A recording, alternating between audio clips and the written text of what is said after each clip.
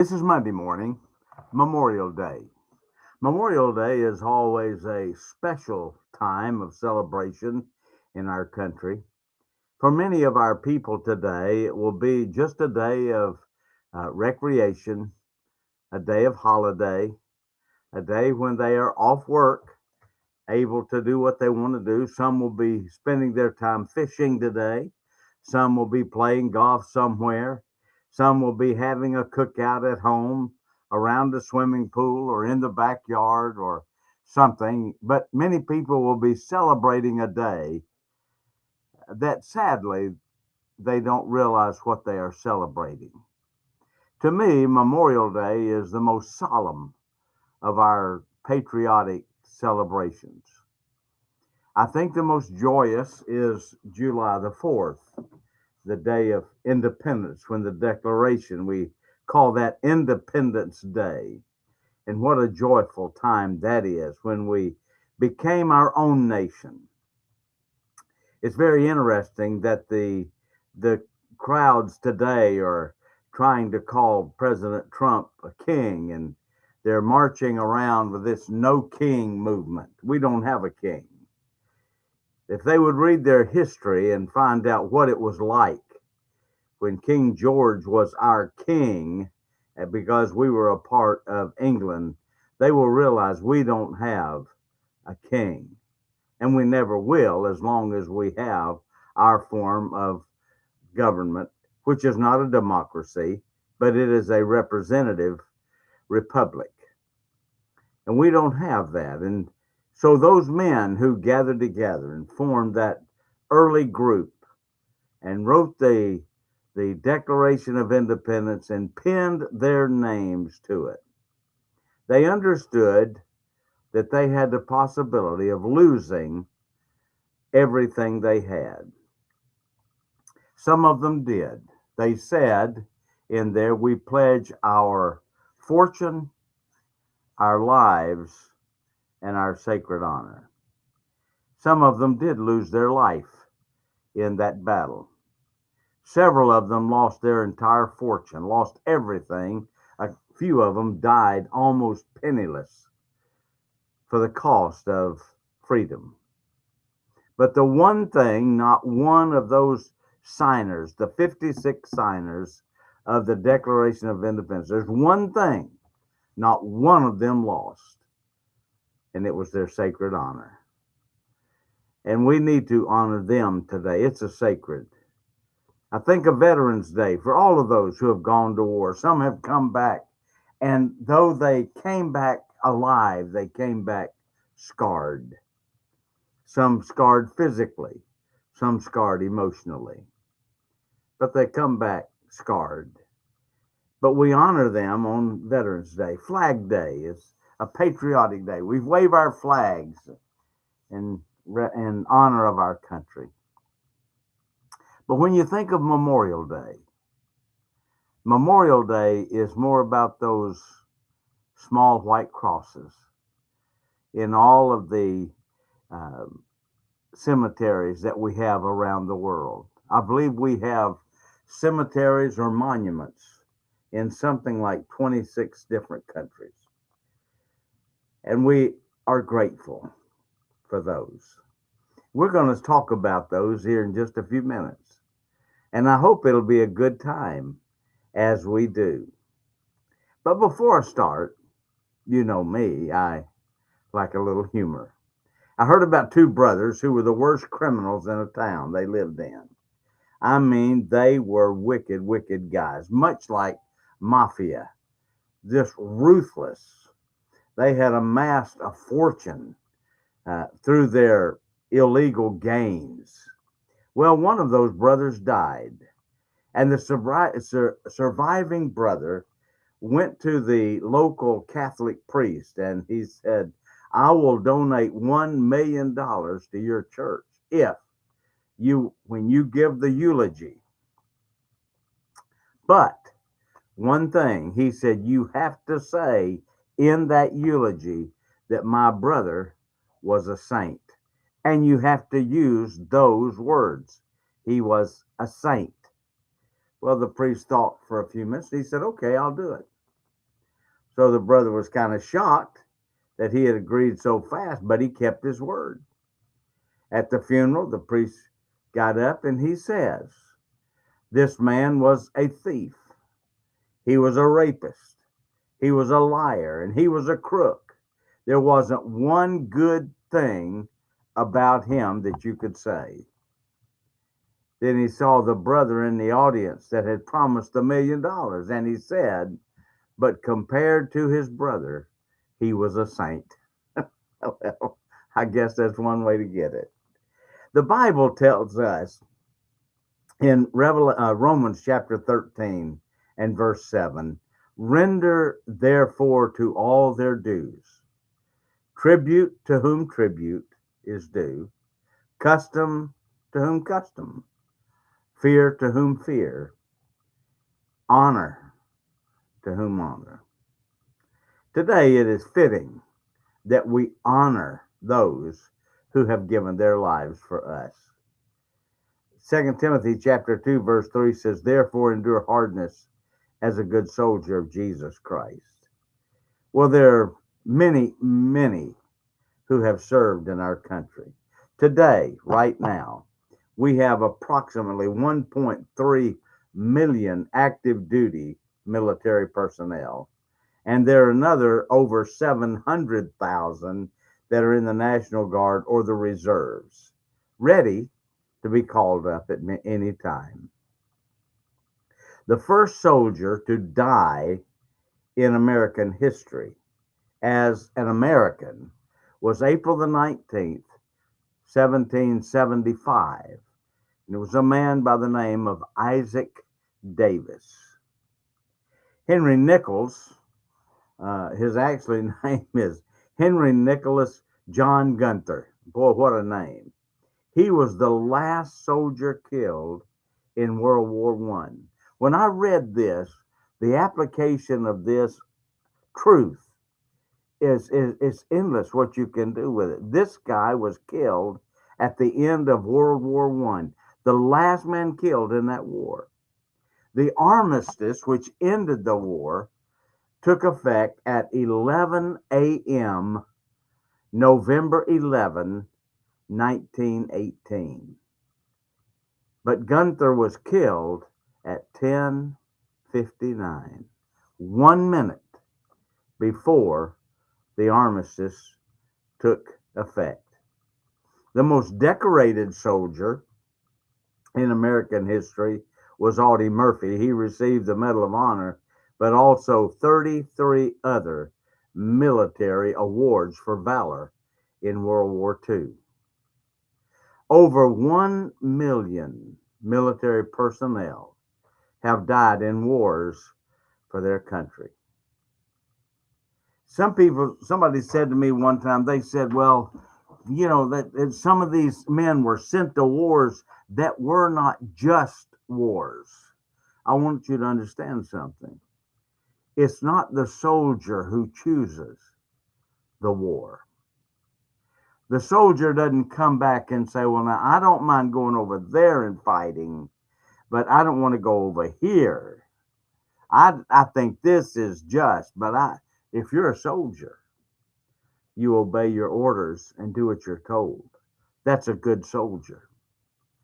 And we have many times soldiers that have gone into battles that after the battle was done, after the war was fought, people have said, we should have never been there, or we should have finished the job, or whatever. But over 1 million have given their lives in wars and died for their country. We have military cemeteries and memorials in countries around the world: France, England, Belgium, the Philippines, Italy, and others.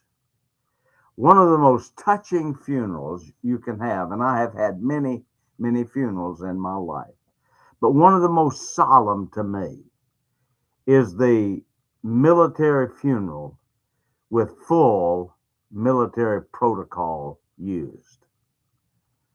I have had several of those kind of funerals, but one was for a retired colonel in Columbus, Georgia, when we were there, and it was on the grounds of Fort Benning, where the National Cemetery is there.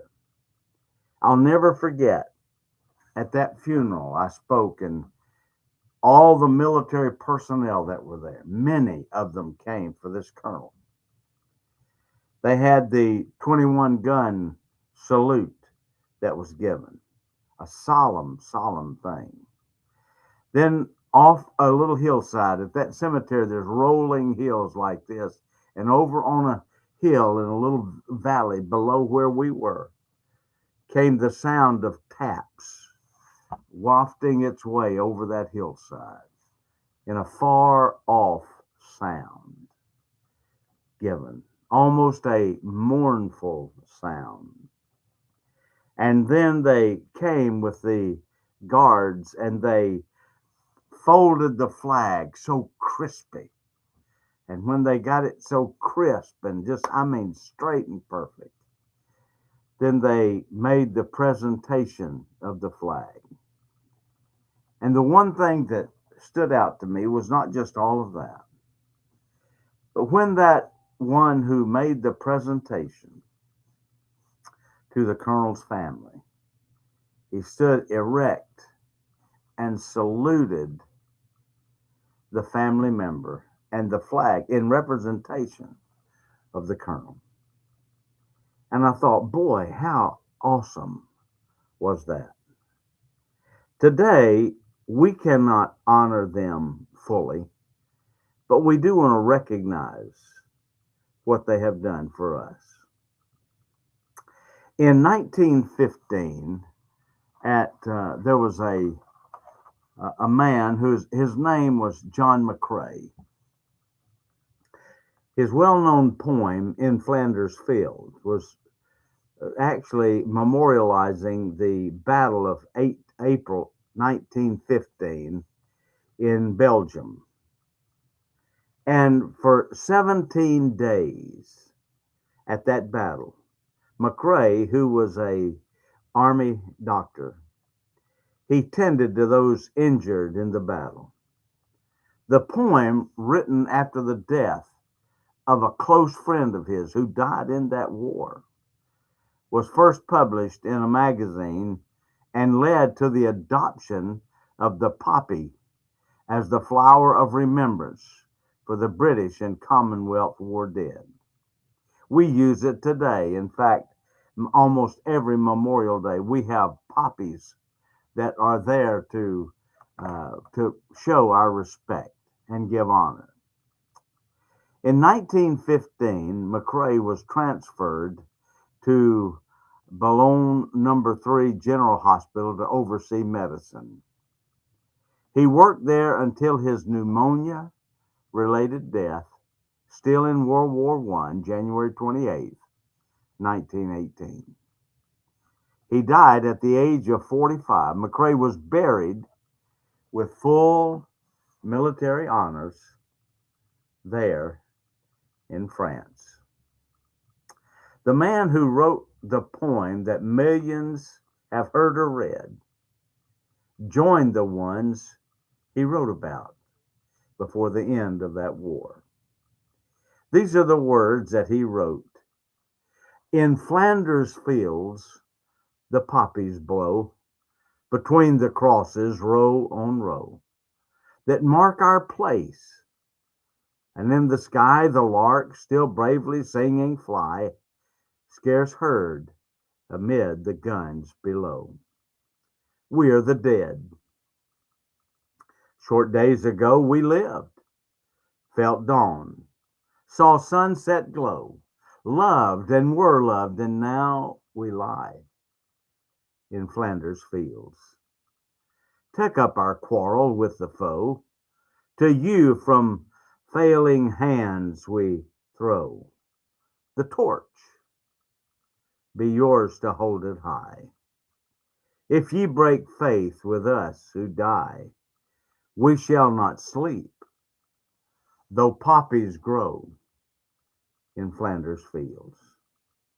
Several things about that poem I like, but I think it's interesting that John McCrae wrote that from the idea of his friend. We are the dead. Short days ago we lived, felt dawn, and saw sunset glow, loved and were loved, and now we lie in Flanders fields. Some of the things that I have seen in my lifetime are very stark. I have been to many of the monuments in Washington, D.C. I've been to the monuments representing the areas of those soldiers. I've been to the World War II monument, which is an awesome. If you've never been there, that memorial is something. You go there and they have the soldiers standing, and you can see them going through the fields. I have been to the wall, as they call it, the Vietnam Wall, and all of those thousands of names. In fact, I had a friend who died there. One time when I was in Washington, I found his name on the wall, Stanley Green. Those who have lived and loved, but they died for a cause. The last line of that poem says, "Take up our quarrel with the foe. To you from failing hands we throw the torch. Be yours to hold it high." As I read that, I thought about those in days gone by in the faith who are now buried somewhere. Paul, buried there in Rome where they beheaded him. Others of the apostles, Stephen, where they stoned him to death there in Jerusalem, and he's buried there. And all the other early saints that are buried there. The martyrs through the years who would not give up the cause and would not fail, but they served the Lord, and they've thrown us the torch. And I say that we need to pick up the torch of the faith, hold it high. I love that song that says, "Marching beneath the banner." That's us. You see, there will always be those who have given their lives for others. Always be the sacrifices. Whether you're talking about politically, spiritually, or whatever, but there's always going to be those until the Lord Jesus comes back and establishes his peace on earth as the Prince of Peace. Until then, let's stand straight. Let's stand true. Let's be faithful for him. God bless you for listening today. I hope you'll join with us tomorrow right here. God bless.